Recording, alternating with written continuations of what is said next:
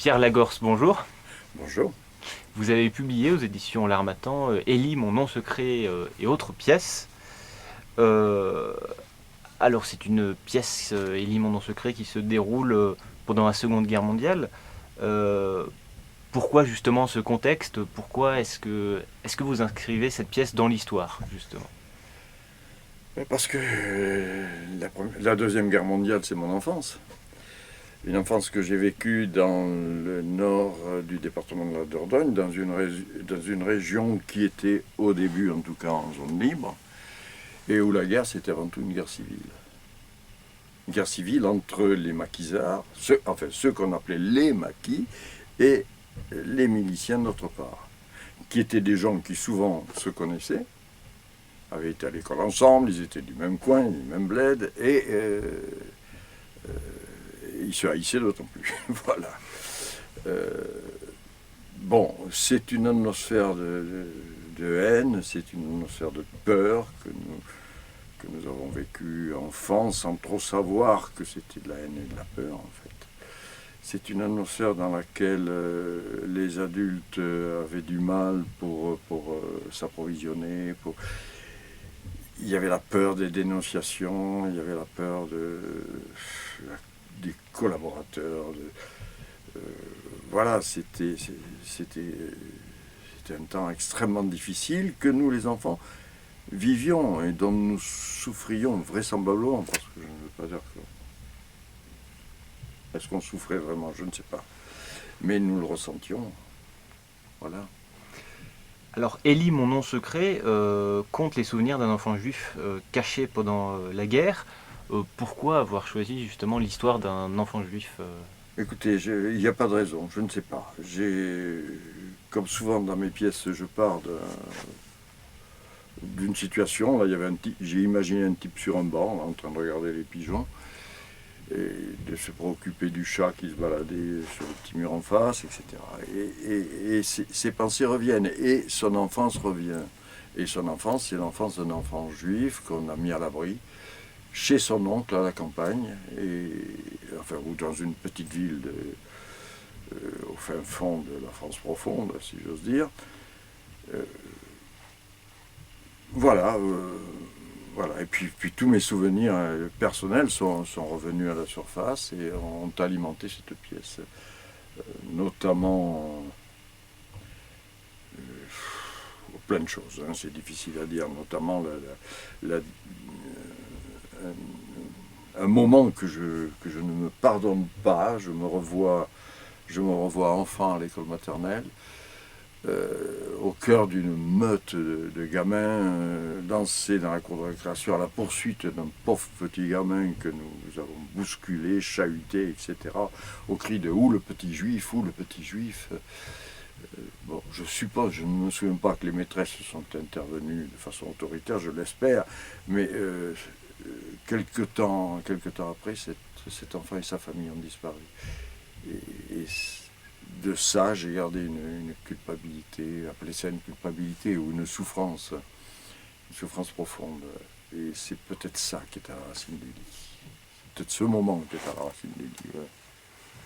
Alors Mais la deuxième pièce, Le Puits, raconte justement un épisode vraiment de guerre civile, comme vous le disiez en introduction. Est-ce que ces souvenirs, ce sont des souvenirs qui sont remontés à un moment de votre vie ou... oui, plus ou moins. C'est un- c'est la libération. Vous savez, bon, la- cette espèce de terreur dans laquelle nous vivions ne s'est pas achevée avec la libération. C'est vrai que la libération, je m'en souviens, ça a été les flonflons, ça a été la musique, c'était les ploum ploum tralala et tout, et tout ce que vous voulez. Mais il y a eu aussi les femmes rasées, il y a eu aussi, je le compte dans Élie justement, euh, le milicien qu'on promenait par les rues de la ville avant d'aller l'exécuter, contre le mur du cimetière. Tout ça, on y a assisté enfant. Ça aussi, c'était la libération. Il y a eu des règlements de compte. Et bon, c'est un peu ce qui apparaît dans Le Puits, une bande de héros de la résistance, ils sont 6, 5, je ne sais plus, s'inquiètent parce qu'on est en train de curer un puits.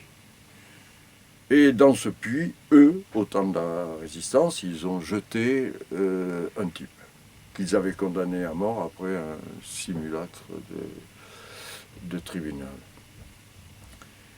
Pourquoi ils l'ont jeté dans le puits? Soi-disant pour ne pas faire de bruit avec les fusils. Il fallait que ça se fasse... bon, il ne fallait pas qu'il se fasse prendre par l'occupant. Voilà, et ce type qui s'appelle Fouinard, il a été condamné, soi-disant, prétendument, parce que c'était un traître, mais il n'avait aucune preuve de cette chose-là.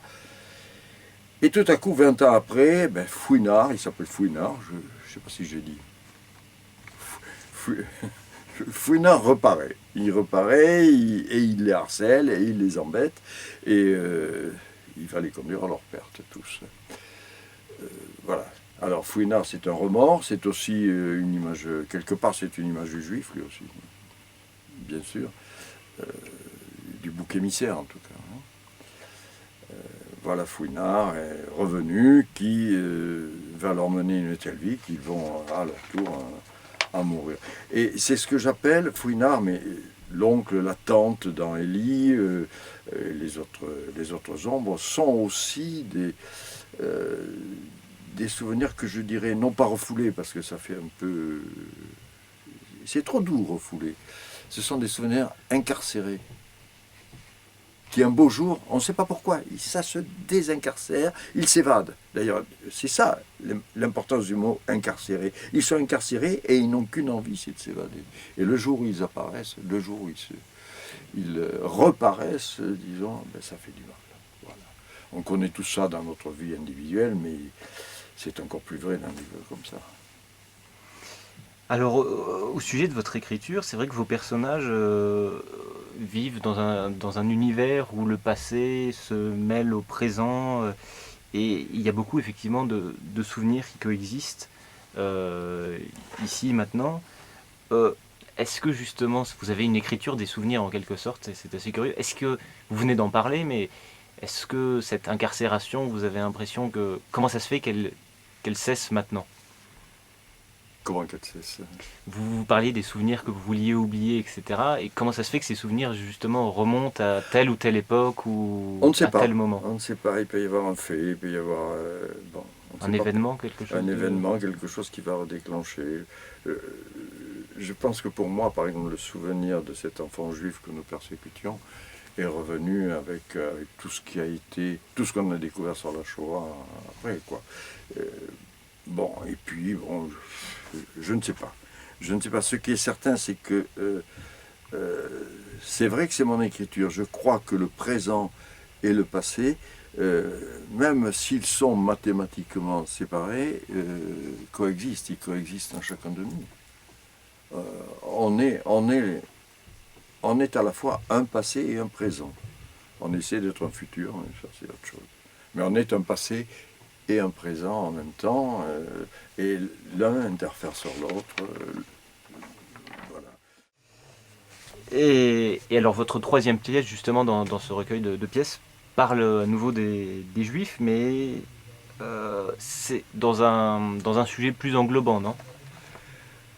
Oui, là aussi je suis parti d'une situation, j'imaginais deux types en train de marcher à la montagne, j'ai une petite expérience des randonnées montagnes, je sais que c'est souvent très dur, surtout qu'ils font ça sous la neige, la pluie d'abord, la neige ensuite. Bon. En fait, il se révèle que c'est un grand dictateur qui prend la fuite, accompagné d'un guide qui, lui, est un ancien résistant, donc, et qui est ce que j'appelle dans le texte un rube. Et là, on retrouve les Juifs. Il y a eu, bon, je crois que le principal intérêt du texte, c'est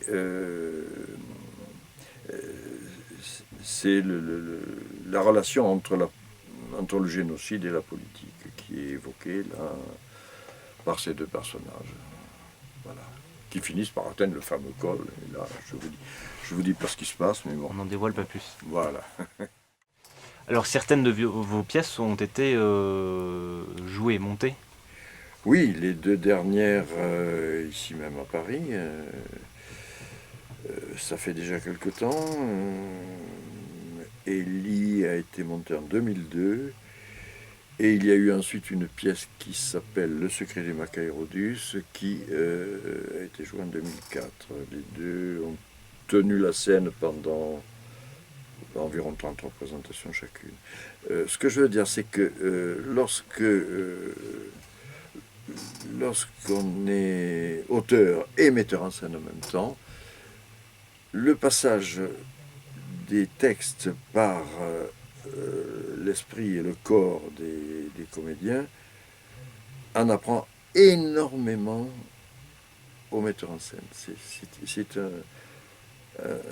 Et à l'auteur. C'est un filtrage très très important qui révèle souvent des choses auxquelles l'auteur n'avait même pas pensé. Voilà.